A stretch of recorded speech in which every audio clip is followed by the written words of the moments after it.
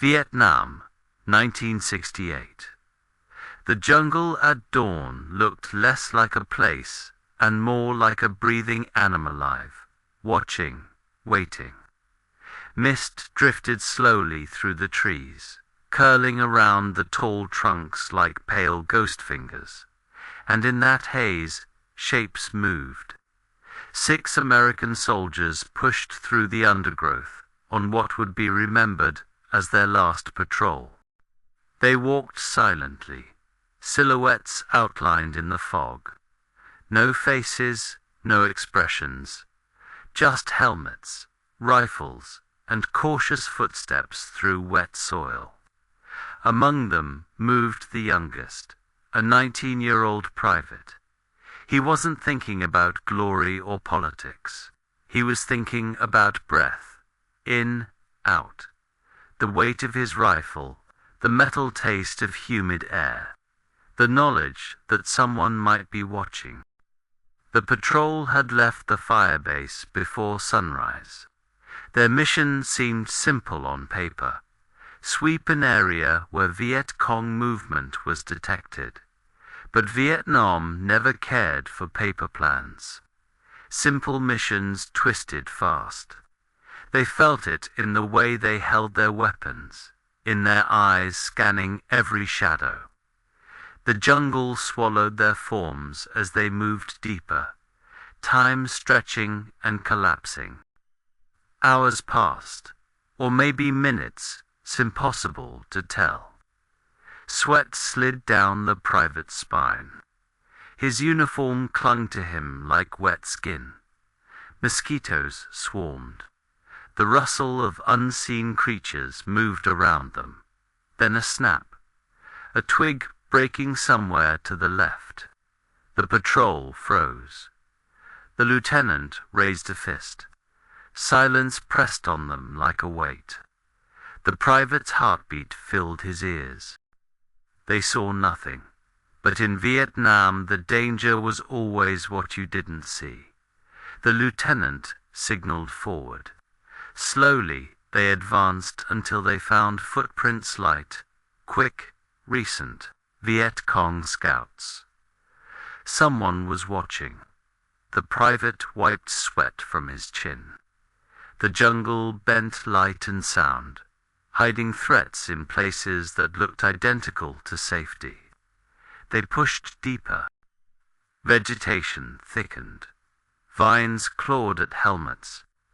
Tall grass slapped their legs.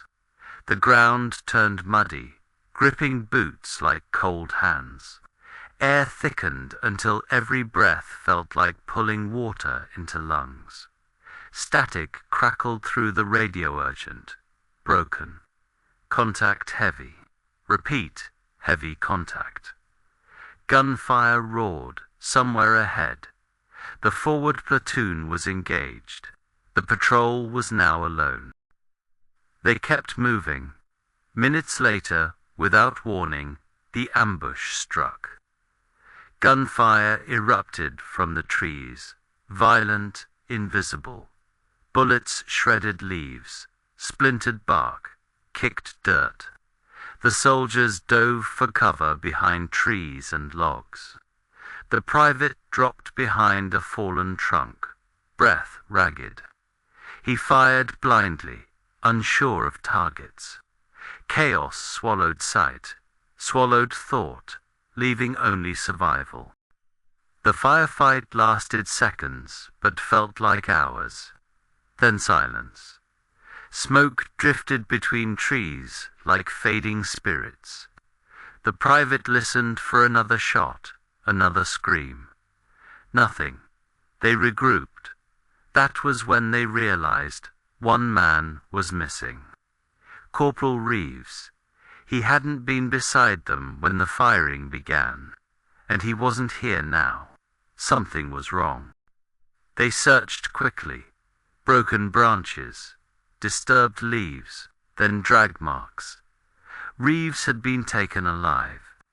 The lieutenant's jaw tightened. They could return and report, or follow the trail deeper into hostile territory with no backup. He didn't hesitate. They followed. Hours stretched. Light dimmed. Night arrived like ink poured over the world. Every sound sharpened. Every shadow thickened. They moved slowly, each step deliberate. The private felt his pulse in his teeth. Then they saw dim lanterns flickering through Viet Cong camp. Silhouettes moved around it. Reeves was tied near a tree, barely conscious. The lieutenant whispered orders. Silent strike. No gunfire. No shouting. Only shadows. The patrol moved like ghosts through the dark. Knives flashed. Bodies collided. Soft grunts. Muffled impacts. Boots scraping earth. Then quiet. Reeves was alive. Barely. Thought I was done, he whispered. They lifted him gently. The private supported most of the weight, feeling Reeves's breaths against his shoulder. They moved back toward friendly lines as dawn rose, painting the jungle gold. Peaceful an illusion he didn't trust. When they emerged from the jungle, everything felt heavier and lighter at once. The private knew he'd survived another day, knew his squad survived with him, and understood something deeper. War wasn't about glory or heroism. It was about holding on to the man beside you, about walking through darkness with one hope that you all walk out together. Reeves was taken to medics. The lieutenant made his report. The private sat on a supply crate, helmet resting on his knee, staring at the sunrise. Helicopters hummed in the distance. Leaves rustled softly. Insects stirred awake. He breathed, and the jungle breathed with him. Their story, one among thousands, was carved into the land's silent memory. He never spoke of that night again, but he carried it with him forever. Some patrols never leave you. Some moments never fade. Some echoes last for a lifetime. This was the last patrol.